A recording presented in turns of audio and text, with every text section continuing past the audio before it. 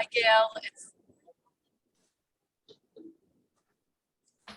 Hi, Betsy, Joel. Hey, Gail. Hi, Gail and Ben. I don't have a place to say. Who else is there? Hi, Gail. It's Nancy and Brian. Can you see us? Yes, I can. Drive carefully. We're in the car. We have about 15 or 20 minutes. We want to give you our condolences. I'm Murray.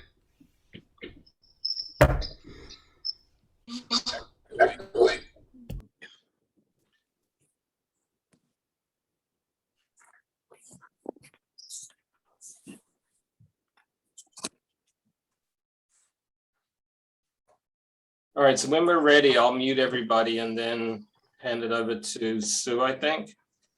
Yeah, I will start, but I was kind of waiting for more than just one of the grandchildren. Yep, just let me know. Thank you, Julia, for being prompt. Takes after her mother.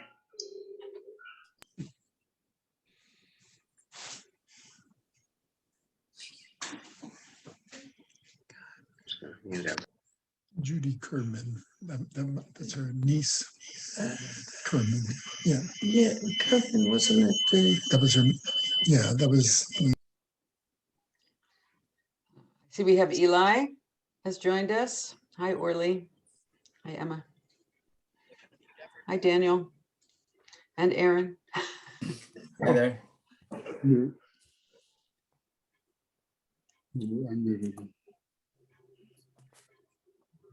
Hi, everyone.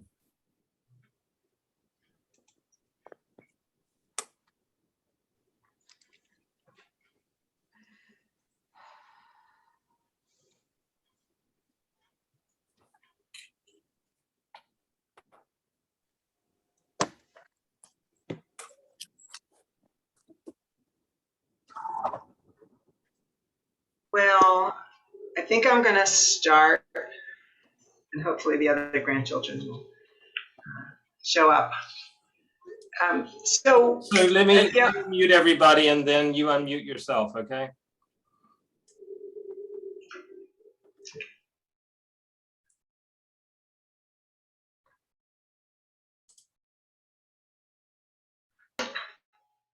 As Gail said, this is not a religious ceremony. We're just here to remember Irv. And so I'm going to start us off by sharing some pictures of him, telling about his life. And I have some of my own thoughts, and then we're going to pass it on. And whoever, basically anybody who would like to, can share their memories, a story, a poem, a song, whatever you want, or nothing. If you'd like to say something, tell us in the chat so we'll know to call on you. And all right, so I'm going to start with some pictures and tell you about Irv's life. Okay, so.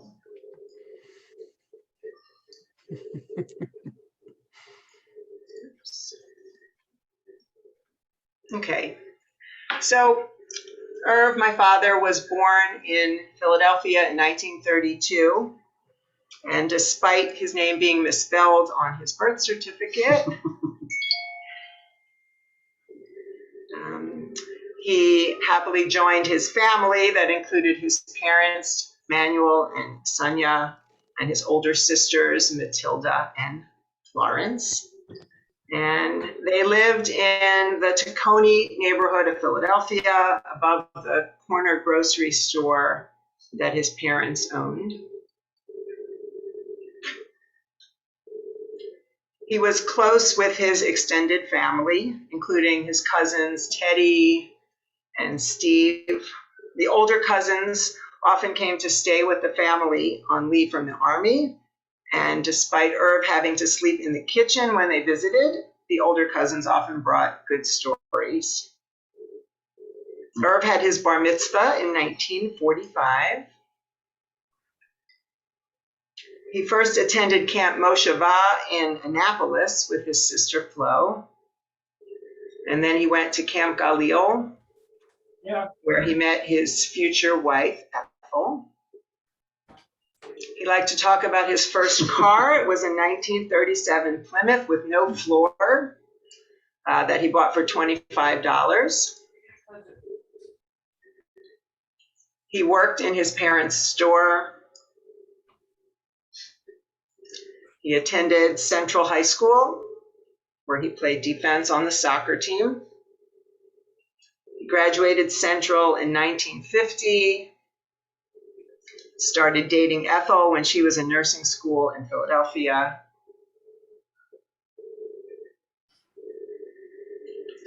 He was drafted into the Army in December 1952. He was in basic training at Fort Knox. And then, despite this picture, never saw a minute of combat while he honorably served, as he liked to say, overseas while he was stationed in Staten Island on a radar unit responsible for guarding the Goethals Bridge.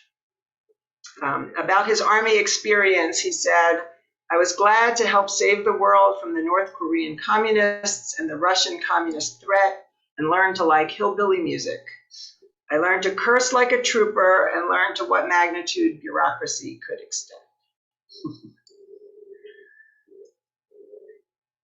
Irv and Ethel were married in 1953, honeymooned in Miami, and soon started a family with Neil,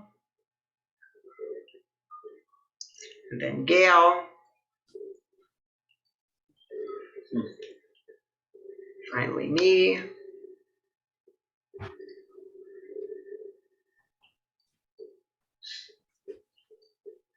Family was always central to Irv, including his two sisters, his extended family of first cousins and aunts and uncles in Erie and Buffalo, and his nieces and nephews.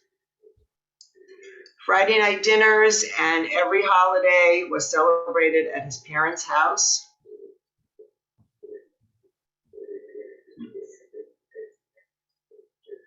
Irv's first job was as a draftsman at Lupton Manufacturing in Philadelphia.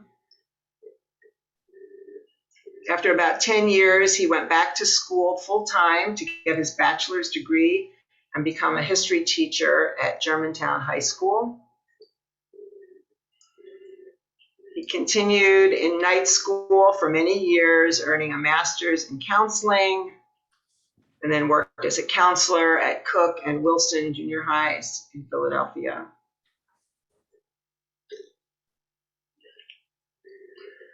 Irv had a silly side, loved to tell jokes, make funny faces. He loved growing his fig trees and other exotic fruits and flowers. He loved reading and eating. Vacations were spent in Ventnor, New Jersey, where Irv and Avi would drive down on the weekends to join Ethel, Flo, and the kids. We spent many summers on family camping trips, including the epic 8-week cross-country trip with the pop-up trailer.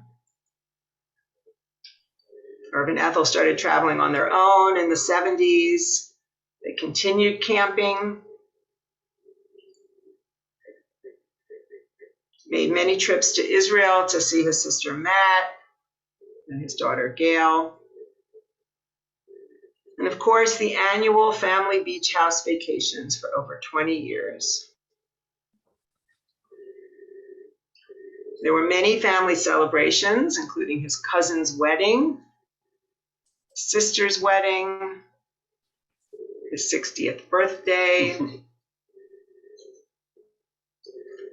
50th wedding anniversary, his children's weddings. He loved being silly with his grandchildren, Sarah, Jonah, Eli, Piri, Julia, and Izzy.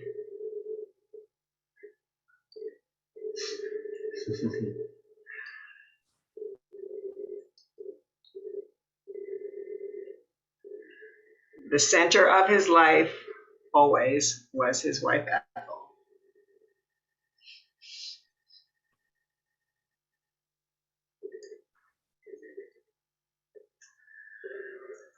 So, parents give us many things, and here are some of the things that my father gave me.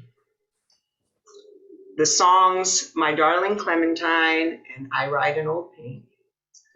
The signal from Gunga Din whistle, letting me grade his students' papers and put the grades in the grade book. Not to ask too many questions when someone just walks in the door. Irish potato candies, butter cake, Nick's roast beef sandwiches, cream rock, how to use a drill, how to keep tinkering with things until you figure out how to fix them. The movies Captain Newman, MD, A New Leaf, and Inherit the Wind. How to drive, the art of switching careers. How about my cousin Vinny? You left off my cousin Vinny. Love of history, fresh and hot Krispy Kreme donuts. To never have an open drink on your work table. The importance of family. All right. Gail, would you like to speak next? Sure. So I went through my letters from Dad just this morning. Pulled out old letters that I had, and wouldn't you know it, found some real gems. So I lived in Israel a long time in the 80s, and was there a few different times before that. So this is from a letter that he sent February 27th, 1981. I was in Israel for most of a year as a volunteer. I hadn't yet moved there. And he writes here, I guess I wrote a letter saying I was thinking of making Aliyah. And he said, to respond first to your issue of Aliyah, let me just say that I have full confidence in you and your decisions, and will support them whatever. Whatever will be is no problem. For one thing, in all honesty, from my aged point of view, which he was 49 at the time, I see life as so changeable that the future is a ridiculous thing to worry over. Whatever will be, we'll all make okay. I'm content to wait and see what develops, and I trust you in your judgments. I'm interested in what plans you have for your own self-development and movement towards self-fulfillment. If you move towards reaching all of your own potential, the rest will fall into place. And that's really what I'd say both our parents led by. They let us and encourage us to do whatever. But then I found some other tidbits that I just have to share that I thought were so funny. I went to this is from 1987. I went to the dog show today, the first one I ever attended. Oh, his letters, by the way, were really always funny and had these funny observations of life. So in the Civic Center, positively amazing, hundreds and hundreds of people and dogs. The symbiosis and need and love was never so evident. Every conceivable type of dog imaginable was there, from practically molecular in size to great horse dogs. The only dog I liked was the Irish Wolfhound. A little big for us, but it appeals to me. I asked some lady about an English foxhound, and she frostily informed me that it was not suitable for a pet, only for running with a hunting pack. In the show trials, I saw border collies responding to voice and arm signals. There is not one student in our school of 1,200 as obedient, intelligent as those dogs. Lots of Russian bourgeois must be popular, and lots of big, ugly mastiffs. There was more primping, brushing, and blow drying than at a girls' school.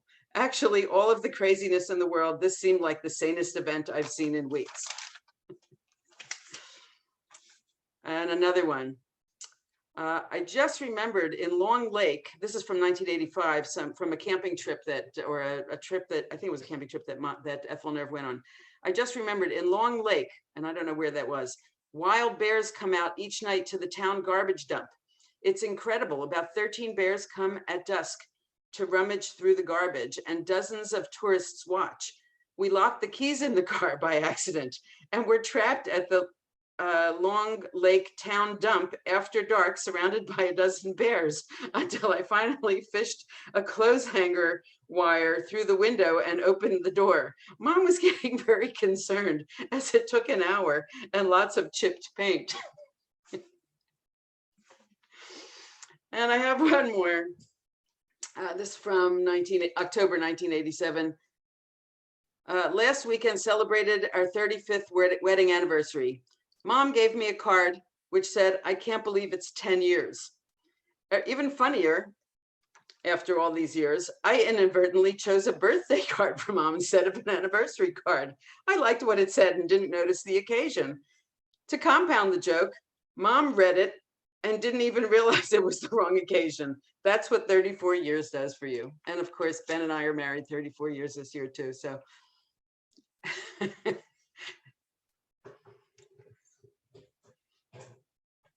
That's the end of my stories and my letters for the moment. Gail, don't you have a box of Captain Crunch there next to you? Oh, his favorite, Breakfast of Champions. Every morning until COVID, Irving had a little bowl of Captain Crunch and a half a donut and a black coffee, which I always called the Breakfast of Champions. But then on COVID, they started bringing him breakfast of eggs and hash browns, and he converted to that. So when we cleaned out his apartment, there were still a couple boxes of Captain Crunch, and we will thank the Captain Crunch inventors always.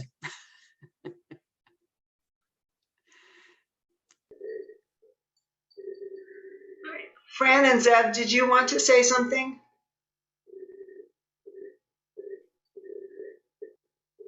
You have to unmute your microphone. Yes.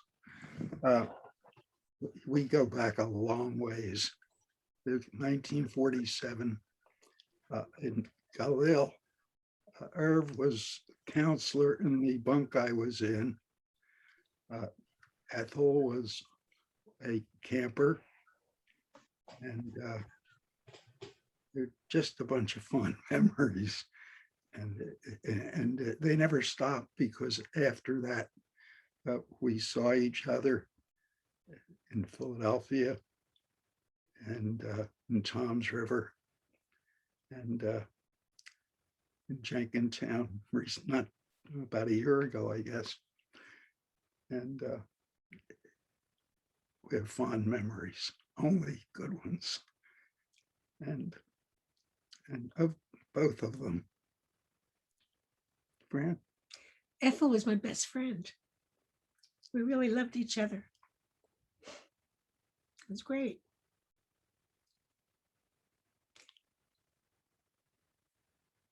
It makes me sad. Sorry. That's how I met Fran, because I knew Ethel, and they were the best friends.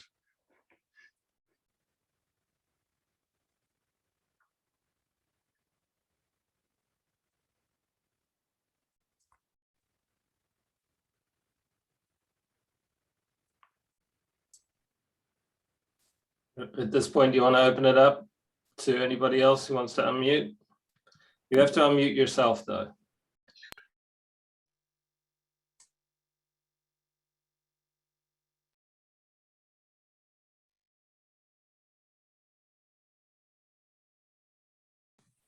Here, I'll say a few words about my cousin Irv. And I think you all said them. He was an amazing family guy, and I think all of our parents were, because we are, I don't even know what you call the legal relationship of this bunch of cousins, outside of the first cousins. But it's amazing for families that stay in touch and stay close and speak with each other and do things together and love each other.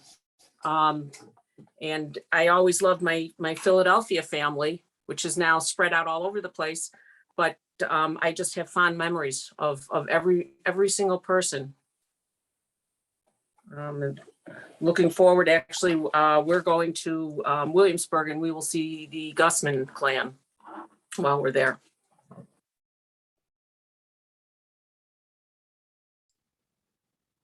So that I just have great memories.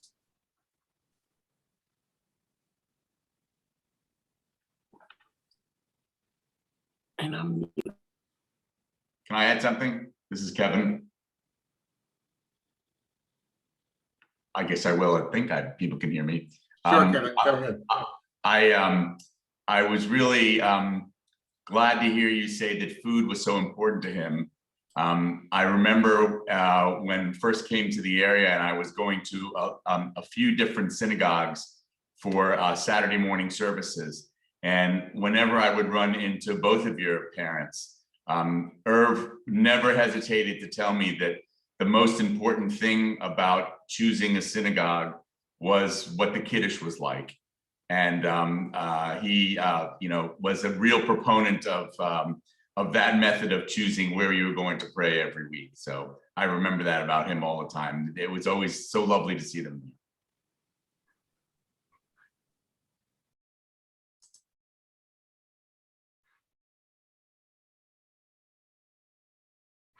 Yeah, I was going to say about my parents belonged to Beth Shalom for many, many years. And we always called it the Cookies and Choir synagogue choice. My mother sang in the choir with Cantor Tillman, and those who are local and know that was a very significant thing for her. But Irving was all about the cookies and the what they served for the Oneg Shabbat. Yes.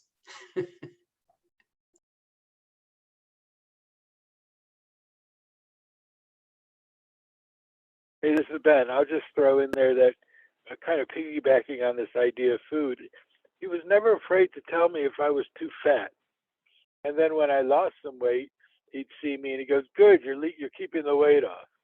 And even at Ethel Shiva, one of the first things he said was, "Oh, good, you're keeping the weight off." It was very important to him that I wasn't fat, but he wanted me to have a good nosh. Have a good nosh, but you shouldn't be too fat.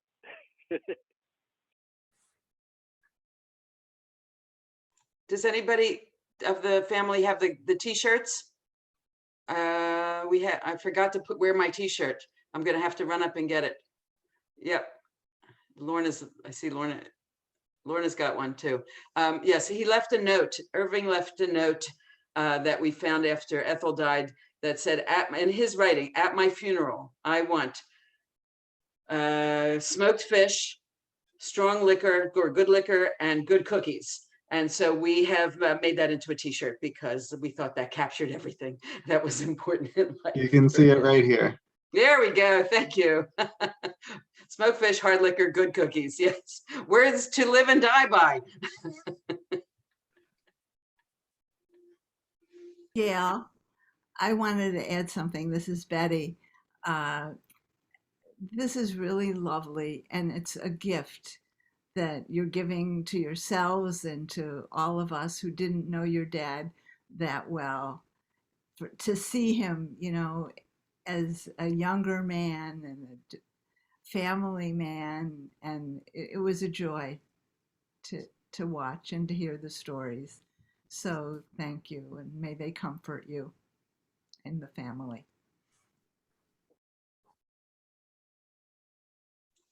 Thanks, Betty. So I have a small reminiscence. My mother, who was Batya Stein, some of you may remember her, was also a Chavera of his at Camp Galil, those 1952. And he would always ask for my mother while she was living, and was very sad to hear when she passed. And that's how long these friendships that are forged in Galil, they last and persist over these, half century and more. We were fortunate to have many, many meals with him, and he always greeted us with just such, a kiss and a hug and just really, really happy. But I was intrigued by how accepting he was of you, Gail, and what you chose to do. Because years later, we brought a cousin of mine who was studying music at Temple. And so, you know, he got around to asking what he was doing with his life. And he said, I'm a student going for a master's degree in music. And he was like, that's a terrible idea. You're not going to make any money and you should do something. You should at least study music education. And well, this young man paid no attention to him, but he's just finishing up that degree. So I think that somehow Irv's words resonated with him. Just took a while for him to get there. Lorna has her hand up. Lorna, you'll need to. Go, Gail. I was going to say that the kids had this great term for what Irving liked to do, which is interacting with all kinds of strangers, and they would call it doing a Saba. And they all would challenge each other to do it when we were all on vacations together. And he really did love to walk through a crowd of strangers or people he knew, like everybody who, all the family and others who knew him in person know that at parties, he would just go from table to table, crowd to crowd, and talk to everybody and find out what you had in common, what was new. But he really loved and got turned on by strangers and doing it. And we know if we went out to eat that he at some point would take a bathroom break and he'd be gone for half an hour because he would stop and talk to people at every table on the way to the bathroom and back. And then he'd have to call to us and say, hey, Gail, this one's a middle school student or a middle school teacher. You have to talk. Or this one went to Israel. You should talk. You should meet each other. Or whatever connections there was, you know, he would, they went to Penn State. Neil, come over. You have to talk to them, Penn State. So he loved to make those connections. On the beach, that was always a favorite. He'd walk around on the beach and talk to everybody at the other umbrellas and make the connections and bring us over and chat about to make these other connections. So that was a favorite and a terrific quality, a terrific trait, a terrific action. I mean, something we should all do more of. Hi, this is Kenny and Karen, and to follow on Gail's comments, we were neighbors of Irv and Ethel for many decades, and what Gail just described for a trip to the bathroom was what it was like to be their neighbors. Because no interaction was too small or too big to have a great discussion about it. And Irv always, of course, found a joke to tell during that time. But we found out very quickly when we moved into the house next door how lucky we were to have them as neighbors. They were incredibly compassionate, caring, funny, and open people. And we'll always remember that, and meeting Gail and Neil and Susan as a result. So our condolences, but happy memories. Thank you, Kenny. Lorna, did you want to say something? Sure. I would like, when Irv passed away, it was the night before Jonah's wedding, Jonah and Danielle. And I was having trouble sleeping. So I was thinking a lot about Irv, and I wrote up a bit of my remembrances, and I would like to share them. It's been 22 years since the Korostoff Adams have come into our lives by moving in across the street, and Irv and Ethel came along with a package of Ben, Gail, Sarah, and Jonah. As our two families became the sustainability corner of Wetherill Road, the stories and coincidences of our connections began to unfold, especially around Irv. It was Irv who assumed my Aunt Rose's position of school guidance counselor at Wilson Junior High School after she retired in 1997, in addition to being her up the block neighbor on Jean Street. Also, it was Irv's nephew, Shlomo, who I think is on this call, Shuval from Israel, who assumed the seat of Lorna Scholl, that's me, in homeroom at Northeast High School after I had moved to Richmond, Virginia for senior year in 1971. We learned a lot about Irving over the past 22 years. his keen eye for spotting the best roadside treasures to bring home that you never knew you needed, like a giant green plastic pear to decorate your sukkah or the statue of David to watch over your garden. Irv was the guy with the green thumb who brought us endless quantities of figs one summer and grew gooseberries for Ethel's delicious jam. Most often a gregarious extrovert, Irv bubbled over with pride about his family. He was the Kveller-in-chief of the Korostoffs. When it was a college acceptance, new art installation, degree conferred, new job, article published, Irv wanted to tell everyone about his kids' and grandchildren's successes and accomplishments. But he also wanted to know his audience, as you have just heard, to find out about their successes, accomplishments, and academic credentials to add to his mental Rolodex of acquaintances. From the devotion and care all of his family has shown for Irv, especially since Ethel's death, it was clear that he and Ethel prioritized keeping their family close. The decades of beach weeks in Bethany and family cruises made for invaluable memories, both fun and challenging, for a generation of their children and grandchildren. Frankly, I have been envious, but Murray and I have followed their lead for our own family vacations and adventures with our kids. Perhaps next to his family and wife, Irv's greatest love affair was with food. He enjoyed thoroughly coming over to our house and checking out what was cooking in my pots for a yontif dinner. And of course, his sweet tooth was notorious. We regaled over the stories of him bringing dripping cones of soft ice cream to Camp Galil for his children and showing up for a holiday meal with a weird candy fruit of some sort from the Russian grocery store, anything with marzipan. Lest we forget cake. And Jonah had the standouts for his bar mitzvah and wedding as commissioned and financed by Irving. Irv, you were our very first Saba we all came to know so well. Your presence will be missed at our holiday dinners with your many facts and stories. And Murray, David, Ari, Judith, and I wanted your family to know what a privilege it has been to be part of the Korostoff network. May the memory of Irv Korostoff be for a blessing. L'chaim. Are you drinking good, hard liquor? No, Captain Crunch. Well, yeah. Have to add that to the t-shirts.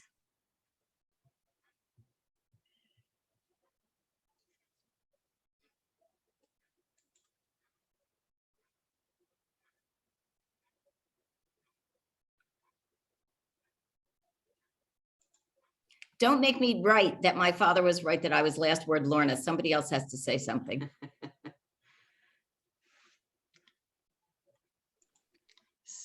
I would say something for a second. That was such a sweet tribute, Lorna, and I definitely just want to express that I have so much gratitude to Saba for setting the foundation for such a tight-knit family. And the relationships with my aunts and uncles and cousins are all ones that I really treasure. And I think that it's really true that the life he led with our grandmother Safta, or Ethel to many, absolutely set the stage for that. And there are a few other things that have come up that I just wanted to say that I will always think about Saba when I'm doing them. And they're things that I kind of find myself doing a lot. So one is trash picking. I'm continuing in the tradition of upcycling the treasures of Philadelphia, thanks to him, and I'll picture him as I continue to do that over the years. Another is asking people where they went to school, even if I have no idea where it is. I just like to know for some reason. I think that must just be like a direct genetic pass down or something. And the last one is I just have sitting on my windowsill right now, because I just brought it in, my first tiny little fig tree. So I'm hoping that will get big over the years, and I'm sure I will continue hauling it inside and outside with the seasons, and I'll think of him every time I do.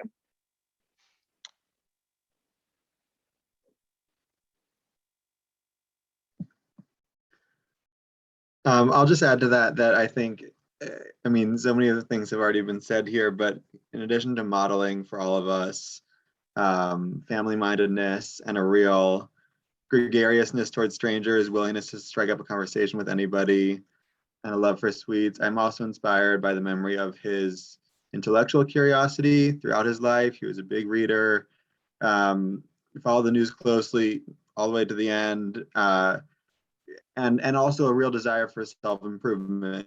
I mean, the way he put himself back through school and made a mid-career switch and then a sort of another one, and constantly kept learning, kept growing and trying to improve himself, and making a place for himself and his family, as the son of immigrants in a new place. I think he really laid the foundation for so much of our family's growth and success and happiness and love for each other along with Safta. And I'm really grateful for that. I'll also say as another grandchild perspective, the other weekend we were watching some home videos, and there was one of me and Eli and Saba in our old house in Rockville when we were young, and there's just this really nice moment where he pulls the two of us into his arms, gives us a big hug, and then lets out it like a really loud moo.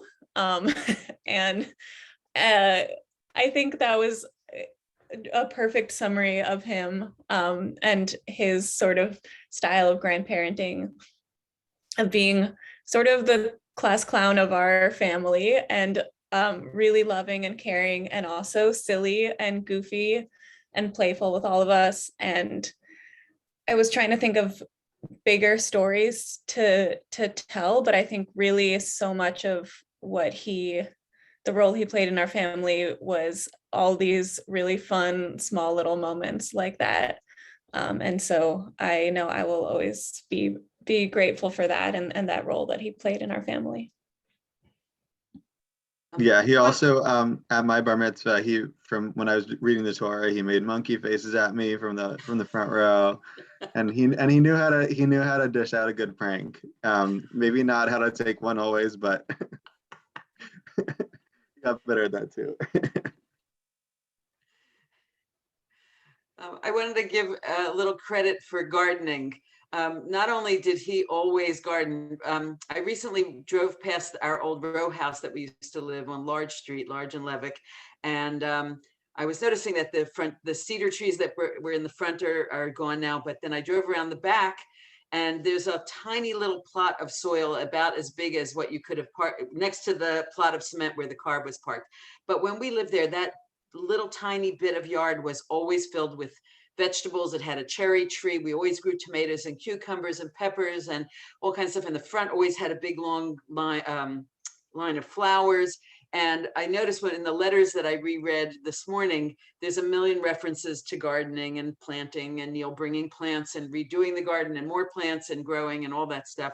And what were the garden tasks at any given time. Plus he had this crazy thing for some exotic plants. So not only the fig trees, which went on and on for decades, but then the citrus trees and the lemon and grapefruit trees that had to be schlepped indoors and outdoors every season. And the bananas. Why bananas? I don't know, but he had to grow bananas. Then there was the grape arbor in the backyard. He had kind of a thing that trying to do like the biblical species.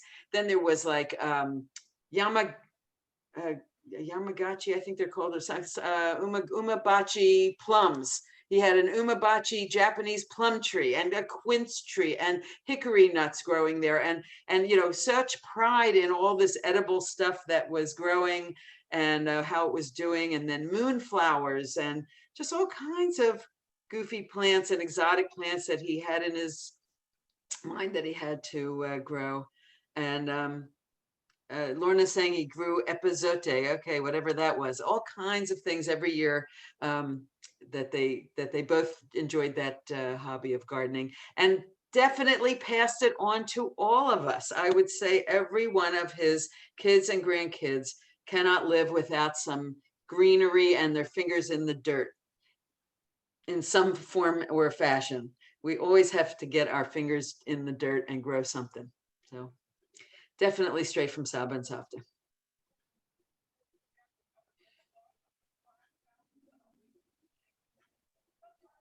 Lorna, I am appreciative of Irv coming up to our house and visiting with Harold. That's right. Right. He used to walk up and they used to sit outside and reminisce about the Germantown years. Right. I didn't know they worked That together. was a How good wonderful. memory. I remember that. Yep.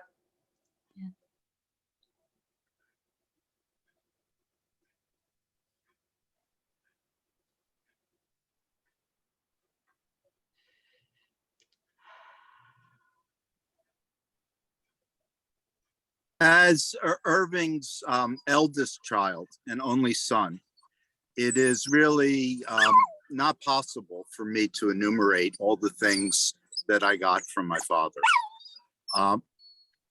In fact, sometimes I feel like a distorted carbon copy of him, but a somewhat distorted carbon copy of him.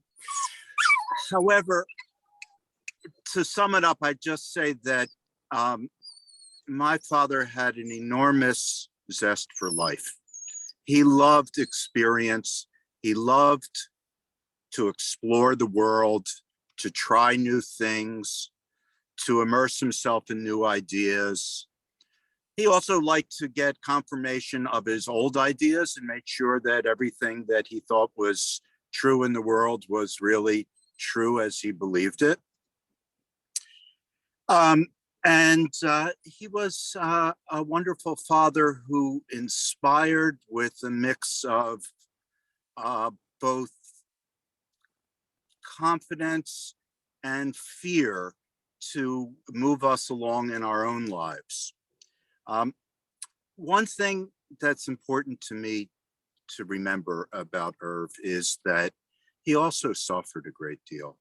He suffered throughout his life with depression and anxiety and irritability, and his effort to overcome those difficulties in his own emotional being also serve as an inspiration for me. So I think that he was a lovely man with his beautiful characteristics and with his difficulties and faults that he also worked so hard to compensate for and to overcome. And that's part of how I remember my dad.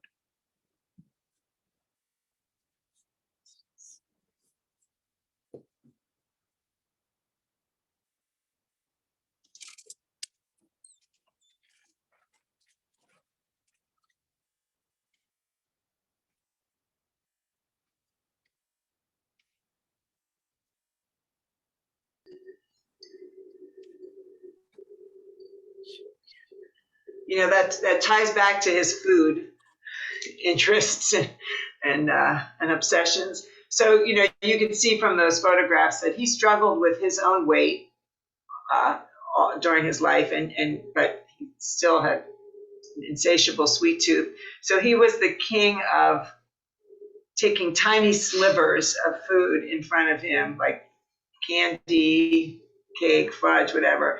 But, you know, there might be like 50 slivers in one sitting, but he would, you know, he tried. But he did love food.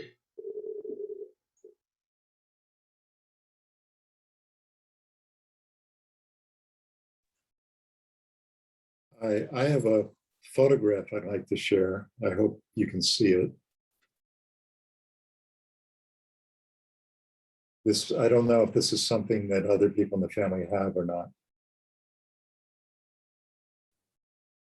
Is that from Central High School? Looks like graduation from Central. It could very well be. It's pretty old. Yeah, my father has one that looks similar to that from graduation from Central. Maybe they had the same hairstylist for every photo. Yeah, we used to call it the bouffant. It took lots of product to hold it up like that. They didn't know that word then.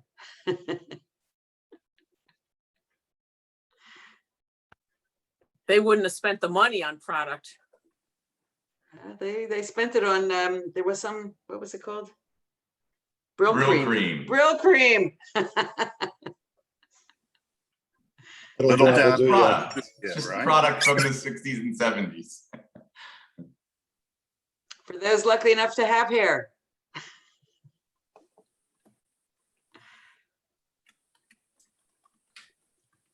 You know, my first introduction to your dad, Gail, was long before I met him. He would send a box that would arrive in the mail at kibbutz in Israel, a big box, and it would contain all manner of things, books, newspaper clippings, snacks, and most importantly, York peppermint patties, which I was not familiar with until that moment. And his and tasty cakes. And tasty cakes, definitely wasn't familiar with those, and could not figure out what the attraction was. And he sent letters that were very supportive, including one that you found this morning with his advice for my going in the army. But he did seem to express just a little bit of reservation about you becoming a welder. But he lived with that and totally supported it. And it was only a while later that we actually met.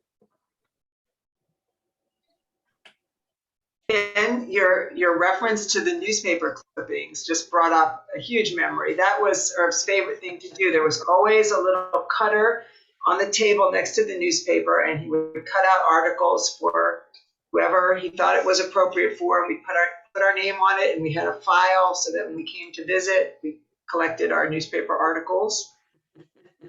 Love doing that. The other thing that he always had was a list in his pocket. A man of lists. Yeah, in fact, I think I learned that from him. We should all learn that.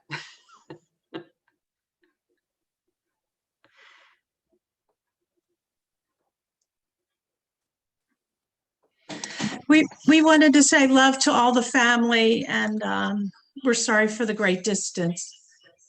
And I remember fondly an uncle who had sweets on him all the time, and I've inherited the sweet tooth also.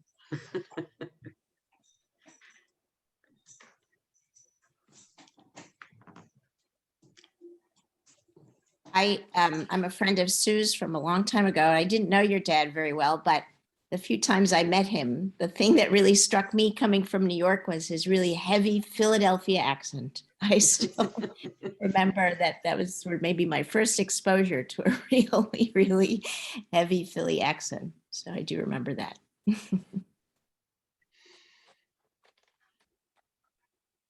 was a proud Philly boy. I think he's the only one in the family that wouldn't have been embarrassed to throw in a use here and there. A use.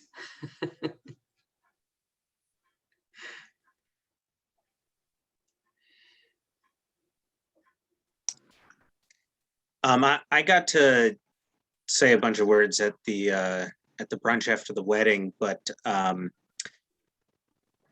so far, just in the Zoom call, I've had like 6 people private message me saying, "Oh, so that's where you get it from," of constantly talking to strangers and trying and not being afraid to try new things. I just remember he just handed me a stick of sugar cane and said, "Chew this." Cow tongue. Just like, things that like he even didn't like, but it was like, this is a new thing, try it. pacha as well, but from the Russian grocery store, but also a million newspaper clippings. He would, anytime I showed up, there would be a pile of them waiting for me. And even when I was off in Israel or in college or something, you know, mom and dad would arrive with like they brought me some goodies, and of course there'd be some newspaper clippings from Saba, and definitely set me on that path from an early age of always wanting to keep up with what's going on and learn new things always.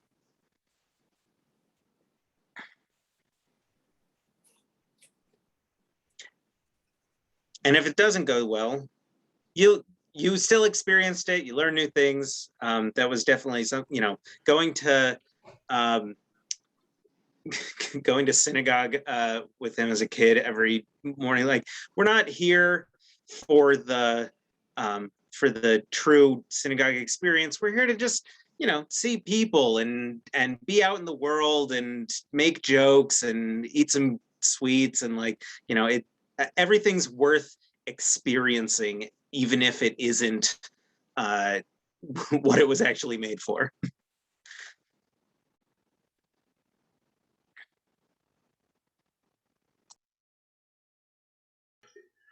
So he also did newspaper clippings for the son-in-laws and daughters-in-law, and I would get newspaper clippings, and almost all of them were about judges taking bribes, which I'm not sure if that was supposed to be a deterrent, or he was saying, this is what you should be doing, Rob. But he really was someone who was so supportive, not only of his kids, but of the people his kids married. And he was, in so many ways, like, he always overstated what I did, but it was such a pleasure to hear. And he was just such a good, supportive father-in-law. So I have a funny story about this jacket, the leather jacket. The neighborhood in the northeast Philadelphia where Ethel and Irv lived was also home to a lot of Soviet Russian immigrants to the area, and including a few grocery stores filled with all kinds of Russian goodies that he liked, a lot of which he grew up with in his house. And but it was a tough thing to get the attention at the deli counter in the Russian grocery store. And he found that when he went up there as an English speaker, all the Russians would totally elbow him out of the way, and he couldn't get the attention of the shopkeepers, the servers there, until he bought a cheap black leather jacket. And when he showed up in the leather jacket and they thought he was Russian, then they would give him some attention, and then he could order the different deli items that he wanted. So we're pretty sure he didn't spend much on that leather jacket, but it was an essential costuming item in the neighborhood.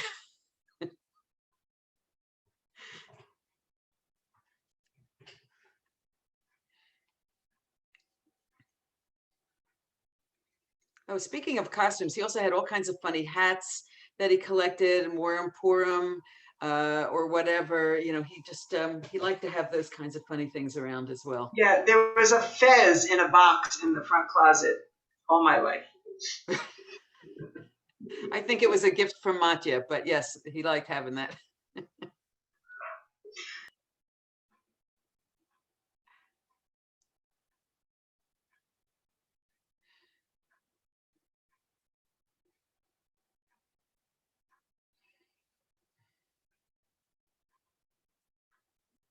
He was a great dancer, by the way. He loved to do the hora at everybody's weddings and bar mitzvahs. And I remember doing the cha-cha with him at somebody's wedding when I was little, maybe one of those weddings in Buffalo of those cousins who were a bunch of years older than me or something. But I remember that that was a fun thing to do. He was a good dancer, had good rhythm, liked to dance.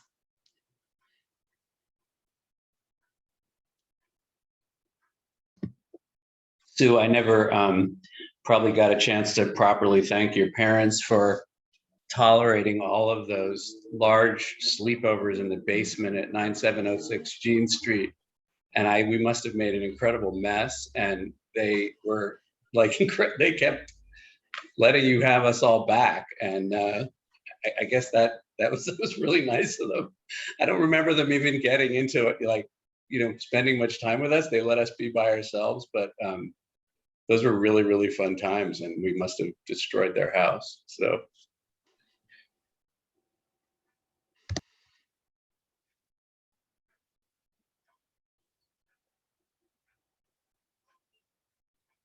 They were pretty good about allowing, opening the door to, especially if it was some kind of an organized Habonim related something rather, all the counselors from camp are just coming over tonight, right now. Here they are at the door, 25 people. Oh, okay. Pretty tolerant about that.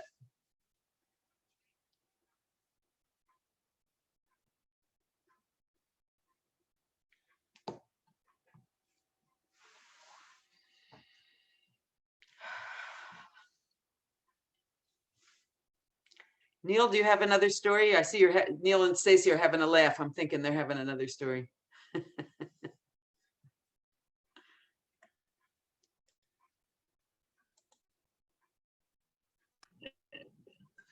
No, I was just trying to imagine that 100% true story of any time you dropped in with a gang full of friends actually being true. It never was to my experience, but they allowed it. I don't know if they were happy about it, but they always allowed it. Yeah, right. He would go upstairs and complain to our mother, but we didn't hear it. So.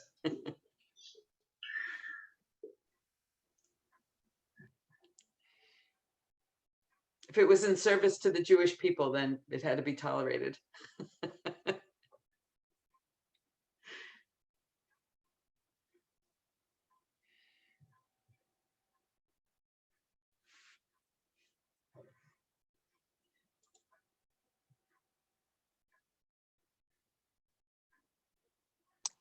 Well, I know that basement very well just from so many of those giant toys that, like, as if when it comes to toys, bigger is, always better.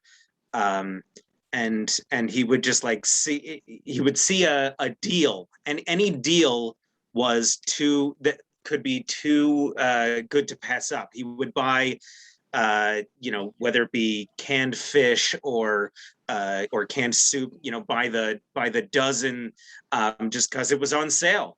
And he would see a giant toy in someone's trash can, and he had to get it because it was free. And that has definitely made my ability to resist like buy nothing groups and stuff very difficult. But that basement was just full of all sorts of huge things that were totally impractical, but why not? And then sometimes the end result of all those purchases is that you go into the pantry in their front hallway and find lots of cans of something that were many years expired because they were never used, but they were on sale, so they had to be bought. The great wall of boxes of matzah. Makes great wall insulation. Mandolin. Giant things of mandolin.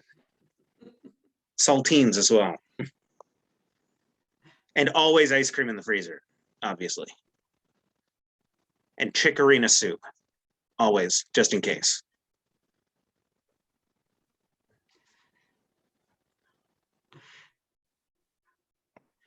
Hey, this is Aaron Gussman. Irv was my, I think, great uncle.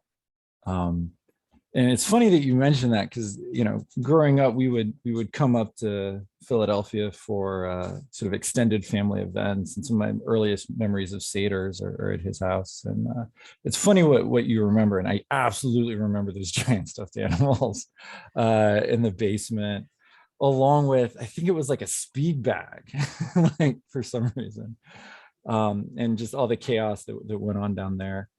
So some of the other things I remember that came up already, everyone talked about the fig tree, and I swear I remember the fig tree in the backyard at that house.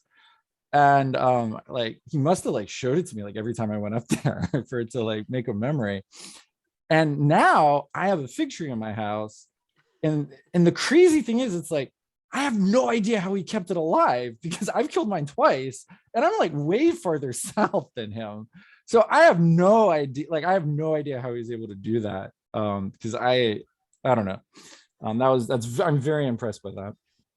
And another, thing that sticks in my head is, talking about, I guess we would say upcycling now. I would call it like getting stuff out of the trash. I remember one time we came up and he had found something like 3,000 plastic Trivial Pursuit cards. And he was like so proud of that. And I mean, I found a lot of stuff in the trash, but to this day, I have never found anything nearly as cool as 3,000 plastic Trivial Pursuit cards. If we only knew, we would have saved them for you. I probably took a couple with me. I've got them. I'm sure I've got them somewhere. Aaron, he kept those fig trees alive in Philadelphia because he wrapped them every fall. The entire winter, there would be these giant wrapped things in the backyard, keeping his fig trees alive. So he put a lot of effort into it. It is a tremendous, but as someone who has tried to wrap a fig tree, it is a tremendous amount of work. And you have to properly know how to trim them, because otherwise, like they grow. There's a lot. Fig tree ownership is a lot more complicated than I ever realized.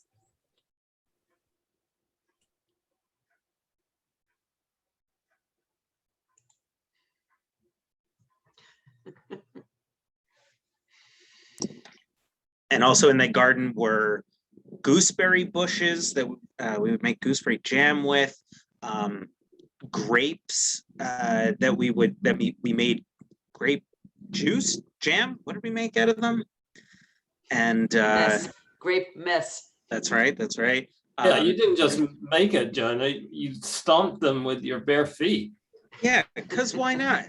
And they would just say, do this, and we would say, okay, it sounds good. And in the garden was also those zucchini vines that would grow blimps that were like the size of my little cousins. And always a million bird houses and bird feeders and a metal cage to trap rabbits and squirrels and the occasional raccoon, or I think one time a skunk.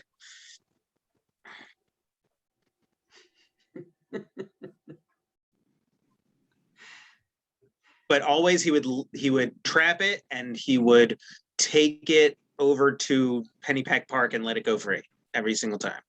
I don't know what he did with the skunk. That might have been a little different. What the amazing part that he did with the squirrels, because he thought that they were coming back to his feeders, which I'm sure they were, is he would mark them with nail polish. He would mark them. I love this part. He'd trap squirrels in a have a heart, and then he would mark them, I think with just a dash of color, but I bet he started doing numbers, sort of like his own citizen science, and then take them over to Pennypack Park and see if any of them came back. And I think some of them did come back. So he was an original citizen scientist.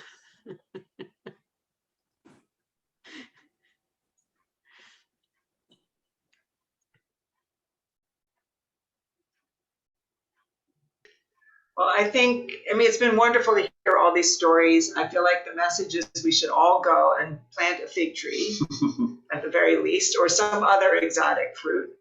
Or at least buy some fig jam if you can't do it, or fig Newton. Fig Newtons would work. So the second t-shirt should be plant a fig tree, eat lots of candy, and ask everyone where they went to school.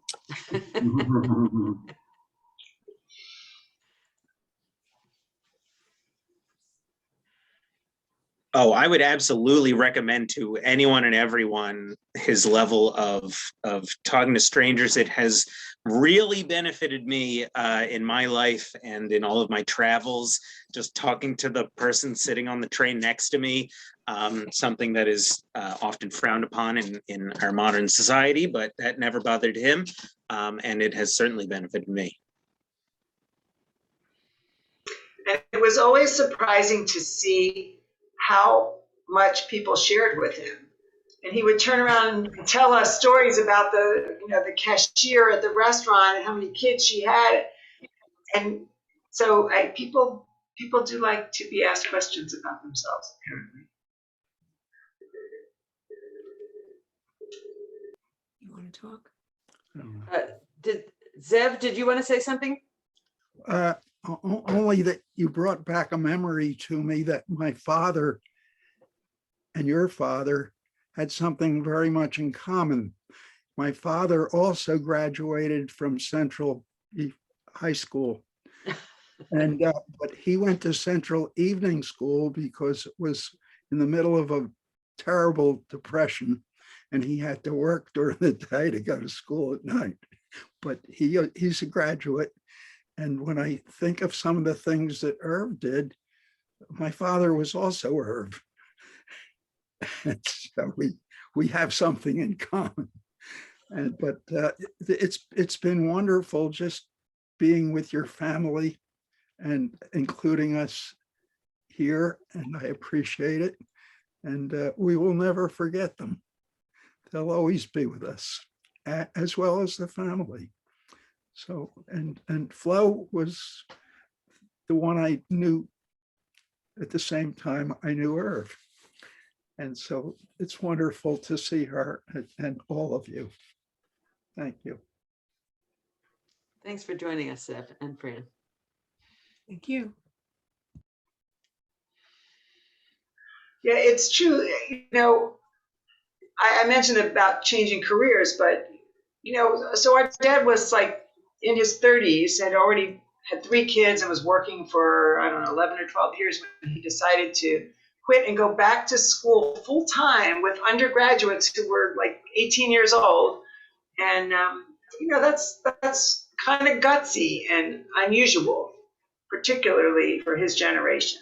So I think that was always a model for all of us. And I think we all have switched careers at least once along the way.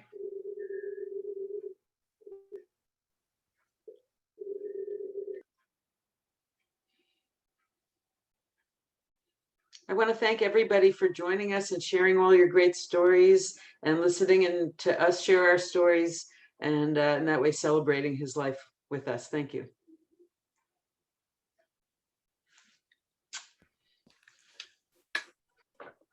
All right. L'chaim, to a good life. L'chaim. L'chaim. L'chaim. Memory before a blessing. Amen. Hate is into hate. Into hate.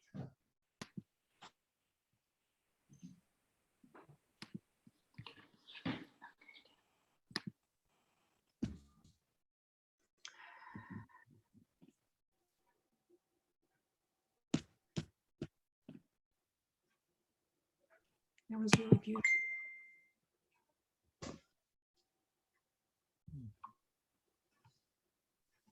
She doesn't record until later.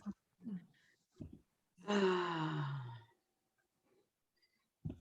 think it's over. Did the family want to stay on and talk after, or shall I end the Zoom? David, run.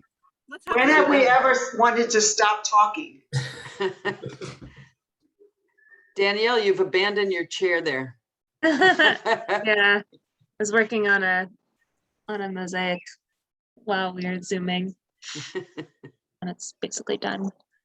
Bye-bye. Bye, Zev. Bye, Fran. Bye. Bye, everybody. Love you all. Thank you. Love you too. Hey, Izzy, how are you? Oh, I'm good. Hi, everybody. I can't leave. So Gail, Sarah wasn't here. Was she? She knew she was going to have a hard time joining. She was supposed to be going into Tel Aviv today and it would be late. So I guess she didn't make it. So, oh well. All right. I just told Julia to rejoin. There you are. Oh, that was really lovely. That was That was really lovely. sweet. It's Yeah. great. Went beautifully. So nice that there were so many Gusmans. Yes, that was nice. A lot of people for an older man.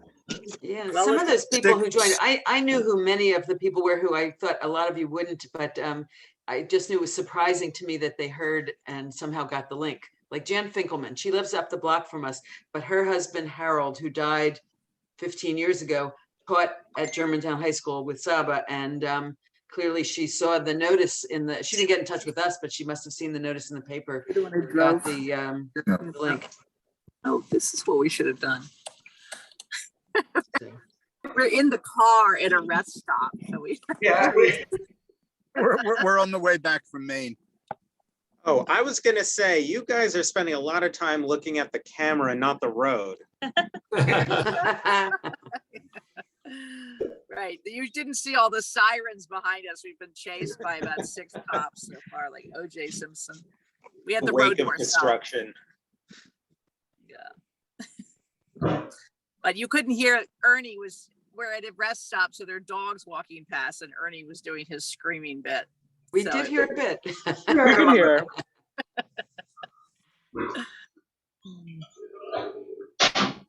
Joel had his camera on for a bit with his newly adopted kid.